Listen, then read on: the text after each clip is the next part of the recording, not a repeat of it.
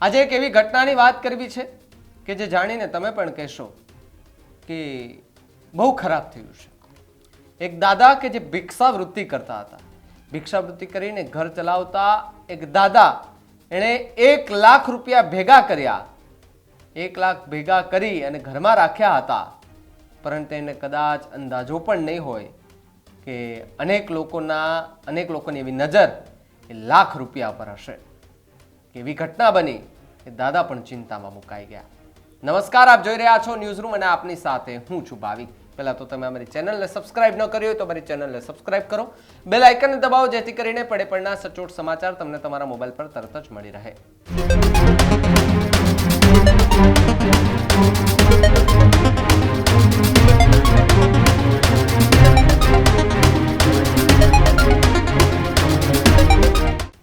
ભિક્ષાવૃત્તિ કરી ઘર ચલાવતા વૃદ્ધના ઘરમાંથી 1 લાખ રૂપિયાના એ ચોરી થઈ.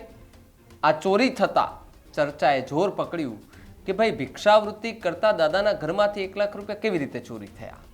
વાત ગુજરાતની છે અને ખાસ ઉપલેટાની છે કે જ્યાં ભિક્ષાવૃત્તિ કરી ભેગા કરેલા રૂપિયા તસ્કરો ચોરી કરીને વયા ગયા હતા. ઉપલેટામાં ભિક્ષાવૃત્તિ કરી ભેગા કરેલા રૂપિયા માં 1, 2, 5, 10ના સિક્કા એ તસ્કરો ચોરી કરી અને ઘરમાં વીજ કનેક્શન ન હોવાથી ગરમીમાં શેરીમાં એક ખાટલામાં સૂતા હતા દાદા. તે દરમિયાન તસ્કરો કડા કરી ગયા. ઉપલેટામાં નાના જે ચોક છે ત્યાં ખીજડા શેરીના રસિક ભુવન મકાનમાં રહેતા અને પૂજા પાઠ અને ભિક્ષાવૃત્તિ કરતા નટવરલાલ ભાનુશંકર મહેતા જેઓ પરિણીત હોય, એકલા રહેતા હોય, ઘરમાં વીજળી કનેક્શન ન હોવાથી ગરમીમાં શેરીમાં એક ખાટલામાં સૂતા હતા.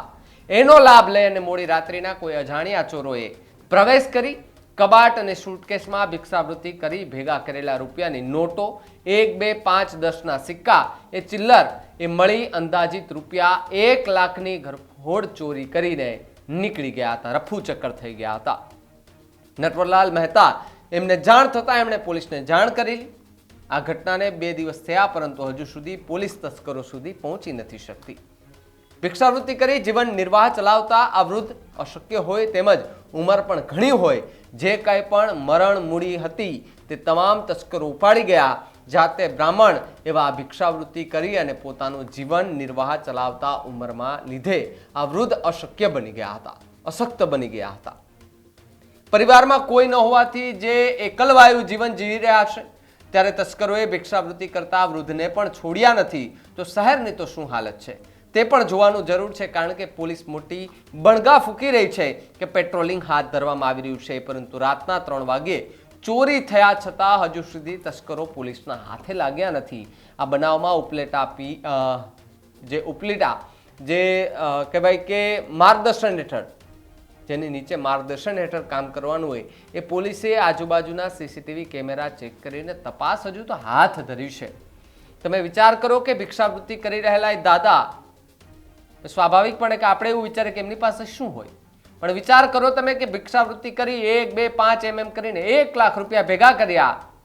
ભેગા કરીને એમણે કબાટ સુટકેસમાં રાખ્યા હશે અને એમને થોડી ખબર હતી કે ભાઈ હું શેરીમાં સૂતો છો તે લાભ લઈ અને જે ચોર, જે તસ્કરો છે એ આવશે, ઘરમાંથી ચોરી કરશે અને રફુ ચક્કર થઈ જશે અને એ ભિક્ષાવૃત્તિ કરીને ભેગા કરેલા પૈસા એ ચોરો લઈ જશે. જો કે ચોરોની નજર હશે જ, કારણ કે એ દાદા ખૂબ મોટી ઉંમરના હતા, મોટી વયના હતા.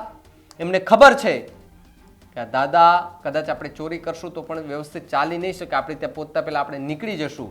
પરંતુ એને લાભ એ રાત્રિનો લીધો. ગરમી હોવાના કારણે એ દાદા બહાર સૂતા હતા. એ દરમિયાન ચોરો આવે, ચોરી કરે, જતા રહે ને દાદાને ખબર ના પડે. બીજા દિવસે જ્યારે દાદા ચેક કરે છે ત્યારે સુટકેસોમાં પૈસા નહીં, કબાટમાં પૈસા નહીં, જે ચિલ્લર ભેગું, જે સિક્કાઓ ભેગા કર્યા હતા 1 લાખ રૂપિયા જેટલા, એ બધા જ એ ચોરો લઈને ભાગી ગયા હતા.